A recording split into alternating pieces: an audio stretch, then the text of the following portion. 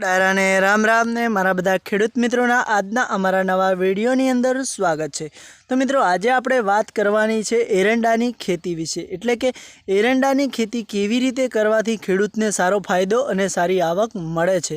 તો ચાલો મિત્રો અમારી સાથે બન્યા રહેજો અને વિડીયોની અંદર છેલ્લે સુધી રહેજો। વિડીયો સારો લાગે તો દિલથી વિડીયો મારા બધા ખેડૂત મિત્રોને શેર કરવાનું ના ભૂલતા અને અમારી ચેનલ ઉપર તમે નવા હોય તો અમારી ચેનલને સબસ્ક્રાઈબર કરી લેજો કે જેથી કરીને સૌથી પહેલાં અમારો વિડીયો તમને મળી જાય। તો મિત્રો આજે આપણે વાત કરીશું એરંડાની ખેતી વિશે, એટલે કે તમે જે એરંડા અત્યારે જોઈ રહ્યા છો મિત્રો, આ એરંડાનું બિયારણ છે દોતીવાડા 11 નંબર। તો જુઓ મિત્રો, આ જે માળ તમને ભરાયેલી જોવા મળે છે એની જે માળની હાઈટ જોવા મળી રહી છે એકદમ બહુ સારી હાઈટ છે અને માળ પણ ફૂલ ભરાયેલી છે, તમે જોઈ શકો છો આની અંદર। તો દોસ્તો આજે આપણે એ જ એરંડાની વિશે વાત કરવાની છે, એટલે કે એરંડાની ખેતીની અંદર એવું જ નથી કે એરંડો રોપ્યા પછી આપણને એરંડો સારો થઈ જાય, એની અંદર મહેનત પણ કરવી પડતી હોય છે, મજૂરી પણ આપણે કરવી પડે છે દોસ્તો। એટલે કે એને પાણી આપવું પડતું હોય છે, એને ખાતર ટાઈમે આપવું પડતું હોય છે, ટાઈમે એની અંદર બધી રીતે ટ્રીટમેન્ટ આપણે કરવી જરૂરી છે, ત્યારે આપણને અંદરથી પાક અને એનું ઉત્પાદન આપણને મળતું હોય છે। તો અમારી સાથે બન્યા રહેજો મિત્રો અને વિડીયોની અંદર છેલ્લે સુધી જરૂરથી બન્યા રહેજો। મારા ખેડૂત મિત્રોને વિડીયો શેર કરવાનું ના ભૂલતા। તો દોસ્તો આપણે આવી ગયા ફાઇનલ ખેતરની અંદર। તમે જુઓ કે આખા જે ખેતરની તમને જે માળો જોવા મળી રહી છે, જે કે કઈ રીતે એરંડાની ખેતી કરેલી છે, કેવી રીતે કરી છે, એ હું તમને બધી જ વાત કરવાનો છું, ટોટલ માહિતી આપવાનો છું।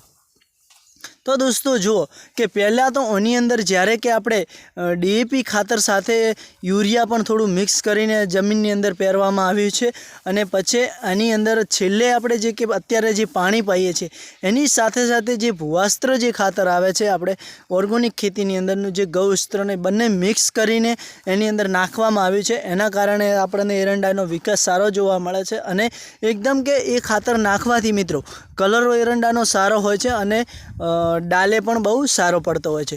તો દોસ્તો તમે જોઈ શકો છો આ એરંડાનું રિઝલ્ટ તમારી સામે છે, જે કે અમે અત્યારે અમારા ખેતરની અંદર જે એરંડાની ખેતી કરી, ઘણા બધા ખેડૂતો અલગ અલગ રીતે ખેતીઓ કરતા હોય છે, પણ આ કંઈક અલગ રીતે ખેતી કરવામાં આવી છે મિત્રો, કે જેથી તમને સૌથી વધારે આ એરંડાનું રિઝલ્ટ તમને જોવા મળશે અને અત્યારે આ એરંડાનો વિડીયો પણ તમારી સામે હું લઈને આવી ગયો છું। તો મિત્રો તમે જે કે આ એરંડો આપણને જોવા મળે છે એની અંદર આપણે કે એક જ અનુમાન લગાવવાનો છે કે ઓની અંદરથી આપણે વીઘાની અંદરથી કેટલો એરંડો આપણને મળતો હશે અને એરંડો કેટલો ઉતાર આપે છે અને ખેડૂતને શું ફાયદો થતો હોય છે, અને બીજું કે આ એરંડાની અંદર આપણે જે ખેડૂત છે એ કેટલો ખર્ચો કરે છે। તો મિત્રો ઓની અંદર તો કે પહેલાં આપણે યુરિયા ડીએપીનો ખાતરનો ખર્ચો હોય છે, ખેડાઈ થાય છે એ ખર્ચો થાય છે અને જે પાણી પાવીએ, પણ મિત્રો હવે વાત એ કરવાની છે કે જે આ એરંડાની ખેતી તમને જોવા મળે છે એની અંદરથી એક વીઘાની અંદરથી એરંડો ઉતાર કેટલો આપતો હોય છે। તો કે પહેલાં તો મિત્રો 30થી શરૂઆત થતી હોય છે કે 30 એક વીઘાની અંદરથી 30 મણનો અંદાજ હોય છે, ઘણા ખેડૂતો 40 મણ, અને એનાથી પણ સારો ઉતારને સારો એરંડાની ખેતી હોય છે તો કદાચ 45 મણનો પણ અંદાજ ઉતાર આપતો હોય છે।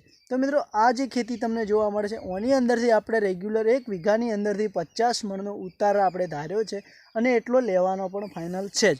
તો અમારી સાથે બન્યા રહેજો, અમે કયા કયા ખાતરો વાપર્યા છે એ પણ અમે તમને જણાવીશું। તો દોસ્તો જે કે આ ખેતર તમને જોવા મળે છે એની અંદરથી આપણે 50 મણનો અંદાજ લગાવીને બેઠા છીએ અને આપણે 100% 50 મણ એરંડાની ખેતી લેવાની છે। તો મિત્રો આવી રીતે તમે અમારી જેમ ખેતી કરવા માગતા હોય તો અમારી સાથે જોડાયેલા રહેજો, અમે કયા કયા ખાતરો નાખીએ છીએ એ તમને જણાવીશું। તો ચાલો મિત્રો આજના વિડીયોમાં આટલું જ। વિડીયો તમને સારો લાગ્યો તો દિલથી વિડીયોને શેર કરવાનું ના ભૂલતા। નેક્સ્ટ વિડીયોમાં ફરીથી મળીશું। તો આ વિડીયો છે ચેનાજી ઠાકોર, આ જે વિડીયો તમને જોવા મળી રહ્યો છે એ ચેનાજી ઠાકોરનું ખેતર છે અને ચેનાજીએ આ એરંડાની ખેતી કરેલી છે। તો આજના વિડીયોમાં આટલું જ, નેક્સ્ટ વિડીયોમાં ફરીથી મળીશું।